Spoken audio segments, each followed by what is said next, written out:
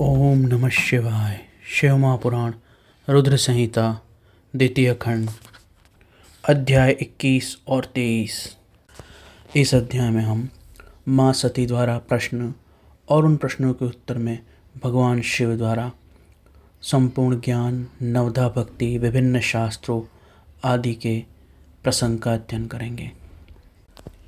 हिमालय और कैलाश पर्वत पर भगवान शिव जी और माँ भगवती सती के विविध विहारों का विस्तार पूर्वक वर्णन करने के पश्चात ब्रह्मा जी ने कहा, हे मुनि नारद, एक दिन की बात है। देवी सती एकांत में भगवान शंकर के सम्मुख भक्तिपूर्वक प्रणाम करके दोनों हाथ जोड़कर खड़ी हो गई। प्रभु शंकर को पूर्ण प्रसन्न जान नमस्कार करके विनीत भाव से खड़ी हुई दक्ष कुमारी सती भक्ति भाव से अंजलि बांधे बोली। सती ने कहा, देवाधिदेव महादेव, करुणा सागर, प्रभो, दीन उद्धार परायण, महायोगी, मुझ पर कृपा कीजिए। आप परम पुरुष हैं, आप सबके स्वामी हैं, रजोगुण, सत्वगुण और तमोगुण से परे हैं, निर्गुण भी हैं और सगुण भी हैं, सबके साक्षी, निर्विकार और महाप्रभु हैं। हे हर, मैं धन्य हूँ जो आपके अर्धांगिनी और आपके साथ सुंदर विहार करने वाली आपकी प्रिय पत्नी हुई। स्वामिन, आप अपनी भक्तवत्सलता से ही प्रेरित होकर मेरे पति हुए हैं। नाथ, मैंने बहुत वर्षों तक आपके साथ विहार किया। हे महेश, इससे मैं बहुत संतुष्ट हुई हूँ और अब मेरा मन उधर से हट गया है। हे देवेश्वर, हर महादेव शंभो, अब तो मैं उस परम तत्व का ज्ञान प्राप्त करना चाहती हूँ जो निरतिशय सुख प्रदान करने वाला है तथा जिसके द्वारा जीव संसार दुख से अनायास उद्धार पा जाता है। नाथ, जिस कर्म का अनुष्ठान करके विषय जीव भी परम पद को प्राप्त कर ले और संसार बंधन में ना बंधे, आप उसे बताइए। आप मुझ पर कृपा कीजिए। ब्रह्मा जी कहते हैं, नारद, इस प्रकार आदिशक्ति महेश्वरी सती ने केवल जीवों के उद्धार के लिए जब उत्तम भक्तिभाव के साथ भगवान शंकर से प्रश्न किया, तब उनके उस प्रश्न को सुनकर स्वेच्छा से शरीर धारण करने वाले, योग द्वारा भोग से विरक्त चित्त वाले स्वामी शिव ने अत्यंत प्रसन्न होकर सती से इस प्रकार कहा। भगवान शिव बोले, देवी, दक्षनंदिनी, महेश्वरी, सुनो। मैं उसी परम तत्व का वर्णन करता हूँ जिससे वासनाबद्ध जीव तत्काल मुक्त हो सकता है। परमेश्वरी, तुम विज्ञान को परम तत्व जानो। विज्ञान वह है जिसके उदय होने पर मैं ब्रह्म हूँ ऐसा दृढ़ निश्चय हो जाता है। ब्रह्म के सिवा दूसरी किसी वस्तु का स्मरण नहीं रहता तथा उस विज्ञानी पुरुष की बुद्धि सर्वथा शुद्ध हो जाती है। प्रिय, वह विज्ञान दुर्लभ है। इस त्रिलोकी में उसका कोई विरला ही ज्ञाता होता है। वह विज्ञान जो और जैसा भी है सदा मेरा स्वरूप ही है, और वह विज्ञानी जो और जैसा भी है सदा मेरा स्वरूप ही है, साक्षात परात्पर परब्रह्म है। उस विज्ञान की माँ मेरी भक्ति है जो भोग और मोक्ष रूप फल प्रदान करने वाली है। वह मेरी कृपा से सुलभ होती है। उस विज्ञान की माता मेरी भक्ति जो भोग और मोक्ष रूप फल प्रदान करने वाली है, वह मेरी कृपा से सुलभ हो जाती है। भक्ति 9 प्रकार की बताई गई है। सती, भक्ति और ज्ञान में कोई भेद नहीं है। भक्त और ज्ञानी दोनों को सदा सुख प्राप्त होता है। जो भक्ति का विरोधी है उसे ज्ञान की प्राप्ति नहीं होती। देवी, मैं सदा भक्त के अधीन रहता हूँ और भक्ति के प्रभाव से जातिहीन नीच मनुष्य के घर में भी चला जाता हूँ, इसमें संशय नहीं। सती, वह भक्ति दो प्रकार की है, सगुण भक्ति और निर्गुण भक्ति। जो वैधि भक्ति है वह शास्त्र विधि से प्रेरित है, और जो स्वाभाविक भक्ति है वह हृदय के अनुराग से प्रेरित होती है। जो हृदय के अनुराग से प्रेरित है, स्वाभाविक ही है, वह श्रेष्ठ है, तथा इससे भिन्न जो कामना मूलक सकाम भक्ति होती है वह निम्न कोटि की मानी गई है। पूर्वोक्त सगुण और निर्गुण ये दोनों भक्ति नैष्ठिक और अनैष्ठिक भेद से दो भेद वाली हो जाती हैं। नैष्ठिक भक्ति 6 प्रकार की होती है और अनैष्ठिक भक्ति एक ही प्रकार की कही गई है। विद्वान पुरुष विहिता और अविहिता आदि भेद से भक्ति के अनेक प्रकार मानते हैं। इन विविध भक्तियों के और बहुत से भेद और प्रभेद हैं। इस कारण इनके तत्व का अन्यत्र वर्णन किया गया है। प्रिय, मुनियों ने सगुण और निर्गुण भक्ति के 9 अंग बताए हैं। दक्षिणंदिनी, मैं उन 9 अंगों का वर्णन करता हूँ, तुम प्रेम से सुनो। श्रवण, कीर्तन, स्मरण, सेवन, दास्य, अर्चन, वंदन, साख्य और आत्मसमर्पण विद्वानों ने भक्ति के 9 अंग माने हैं। शिवे, भक्ति के उपांग भी बहुत से बताए गए हैं। देवी, अब तुम मन लगाकर मेरी भक्ति के उपर्युक्त 9 लक्षणों को पृथक पृथक सुनो। वे लक्षण भोग और मोक्ष प्रदान करने वाले हैं।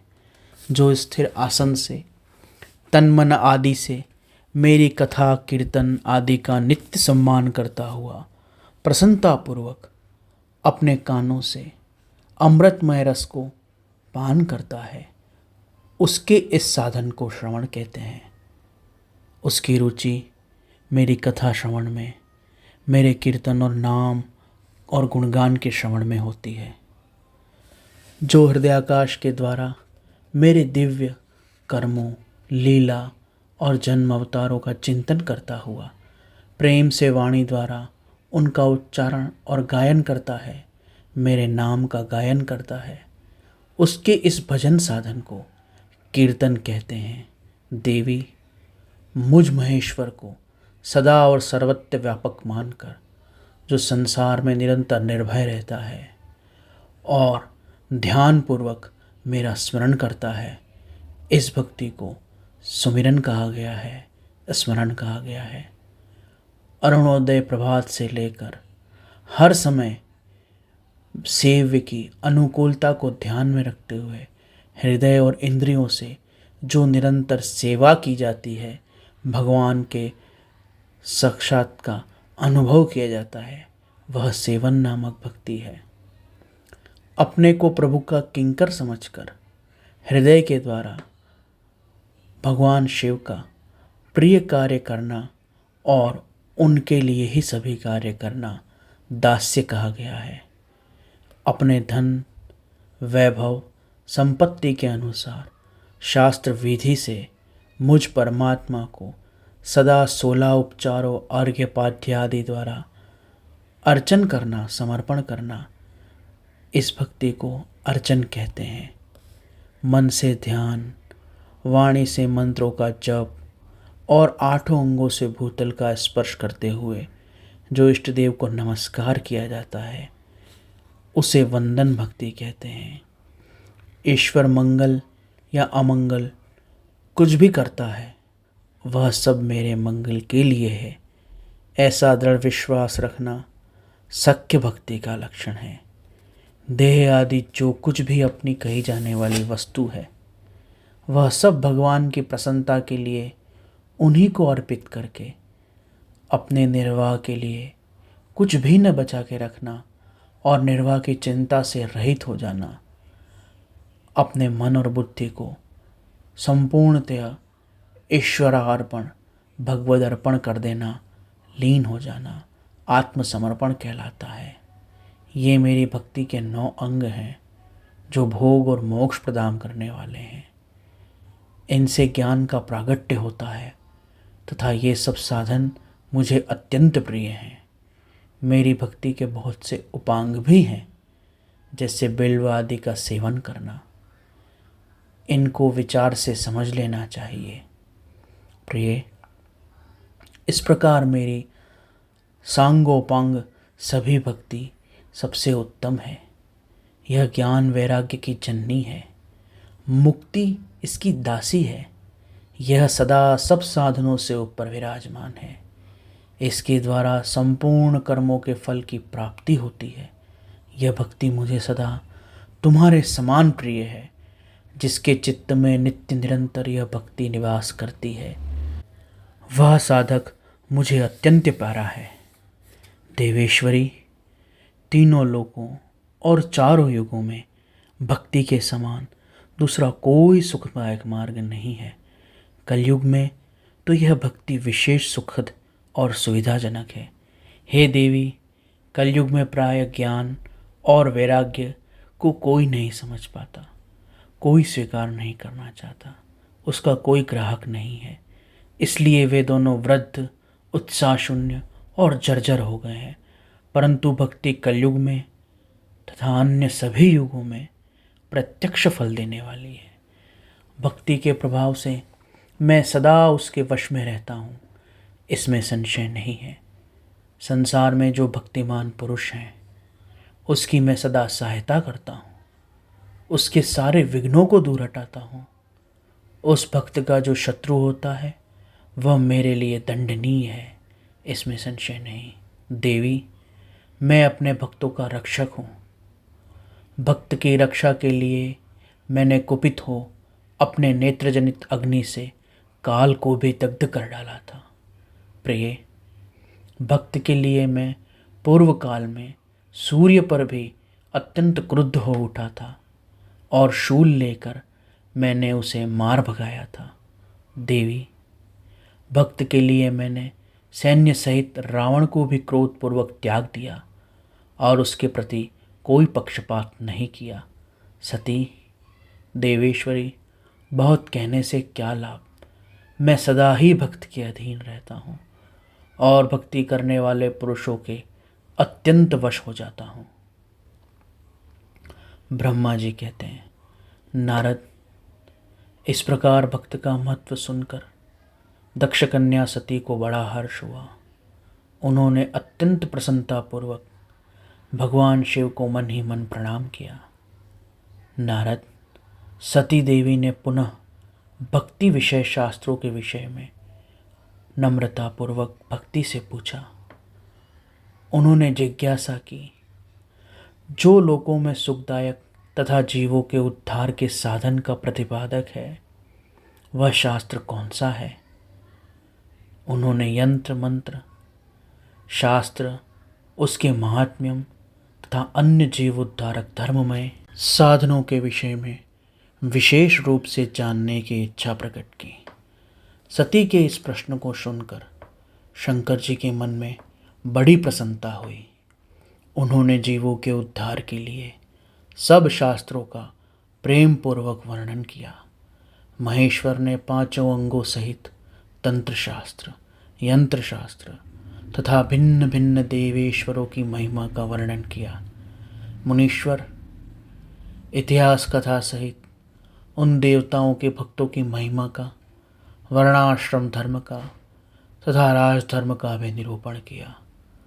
पुत्र और स्त्री के धर्म की महिमा का, कभी नष्ट न होने वाले वर्णाश्रम धर्म का और जीवों को सुख देने वाले वैदिक शास्त्र तथा ज्योतिष शास्त्र का भी वर्णन किया।